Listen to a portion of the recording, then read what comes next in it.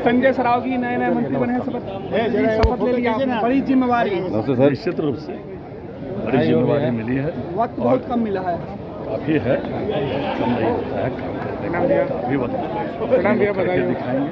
जो माननीय मुख्यमंत्री जी ने, माननीय उप मुख्यमंत्री, हमारे प्रदेश के अध्यक्ष जी ने, और माननीय प्रधानमंत्री, राष्ट्रीय अध्यक्ष जी ने, गृह मंत्री जी ने जो मेरे पर विश्वास किया है, विश्वास पर पूरा खड़े उतरेंगे। जो भी काम मिलेगा वो काम पर हम लोग अपने सत्यनिष्ठा से लंबा अनुभव है विधानसभा में, सरकार की तरफ से अब जवाब देना पड़ेगा। हाँ, निश्चित रूप से जवाब देंगे, जवाब के लिए तैयार हैं, क्योंकि 2 दिन में बजट सत्र है। एकदम जवाब के लिए हम लोग तैयार हैं और निश्चित रूप से हम लोग जवाब देंगे। जो भी सही प्रश्न होंगे वो निश्चित रूप से जवाब दिया जाएगा। सब लोग मोतीलाल प्रसाद जी हमारे साथ है। सर, कैबिनेट में आपको आज मंत्रिपरिषद में शपथ दिलाया गया, कैसा लग रहा है और क्या कुछ जिम्मेवारी होगी, क्योंकि आपके इलाके में बहुत सारा काम भी है।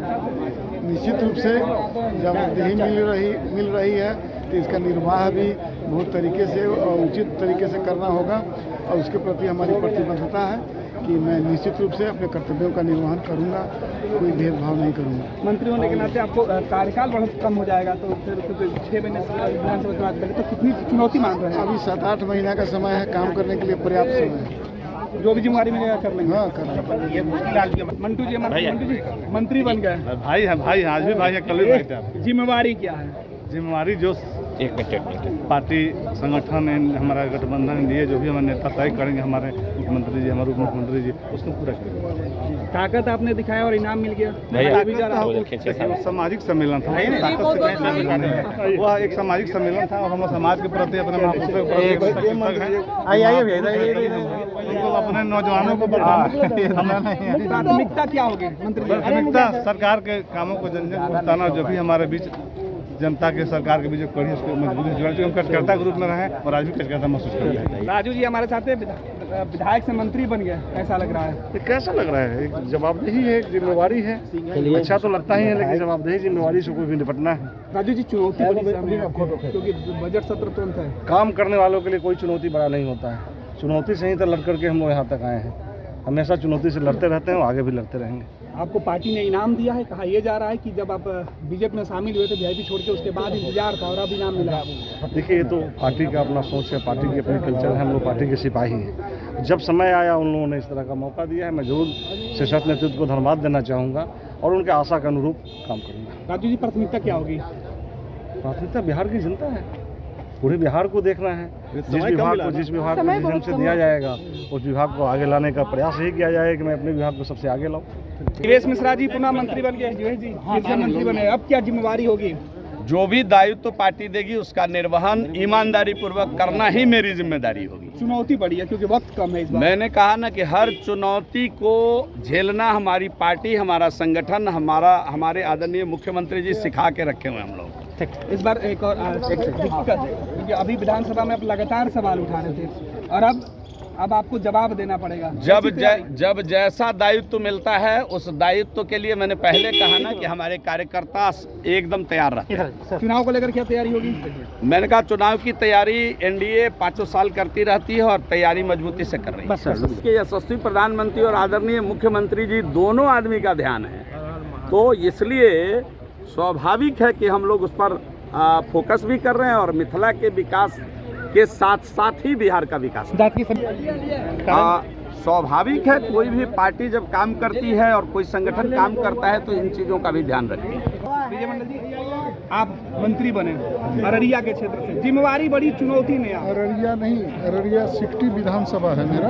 पूरा जिला अररिया जिला है, जिम्मेवारी बड़ी है क्योंकि वो इलाका जिस तरीके से कहा जाता है बहुत जो है पिछड़ा एरिया है और उसको जो है हम लोगों ने बहुत सजाया संवारा है और आने भी काम करने की आवश्यकता है और उसमें हम लोग लगे हुए हैं और फिर जो है मंत्री पद मिला है तो इसमें ज़्यादा से ज़्यादा विकास करेंगे। लंबे समय से अररिया की तरफ कोई मंत्रिमंडल का सदस्य नहीं बनता।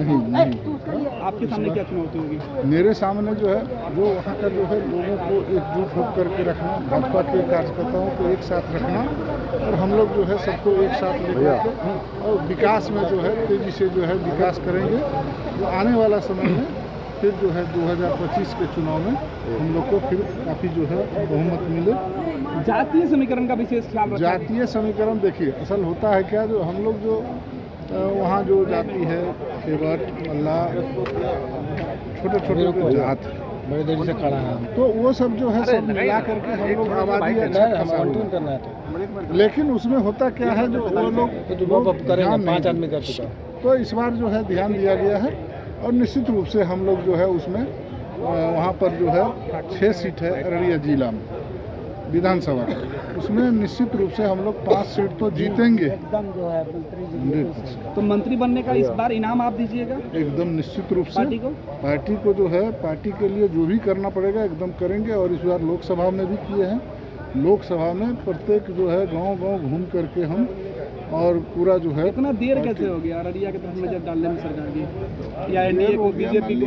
वो तो अब पार्टी का जो लोग हैं हुआ वही समझ जान सकते हैं। चलिए देर आए दुरुस्त है। बीजेपी के प्रदेश तो सीधे तौर पे अब जो है बिहार में जो नए मंत्री बने हैं उन तमाम मंत्रियों का बयान हमने आपको सुनाया कि देखिए किस तरीके से मंत्रिपरिषद की शपथ लेने के बाद उन्होंने कहा कि जो नई जिम्मेवारी है, नई चुनौती है, उन तमाम चुनौतियों का निर्वहन किया जाएगा। पार्टी ने जो भरोसा जताया है मुख्यमंत्री नीतीश कुमार के नेतृत्व में, उस भरोसे पर खड़ा उतरना है।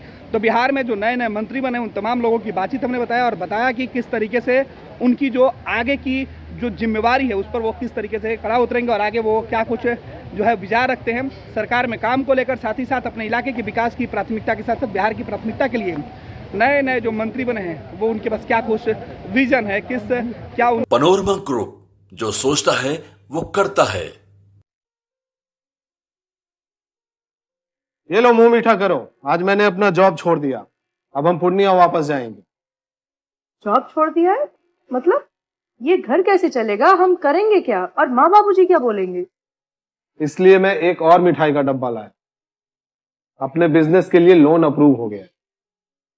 अरे लोन अप्रूव हो गया वो तो ठीक है, लेकिन पूर्णिया में हम रहेंगे कहाँ? अपना घर भी तो नहीं है वहाँ। इसलिए तो एक और मिठाई का डब्बा अलग से लाया हूँ। हमने पूर्णिया में घर ले लिया है, पूर्णिया के ई होम्स पैनोरमा में।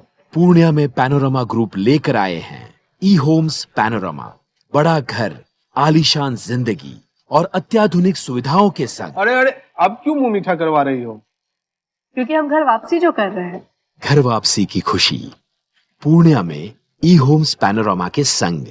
ई Homes Panorama, luxurious lifestyle redefined.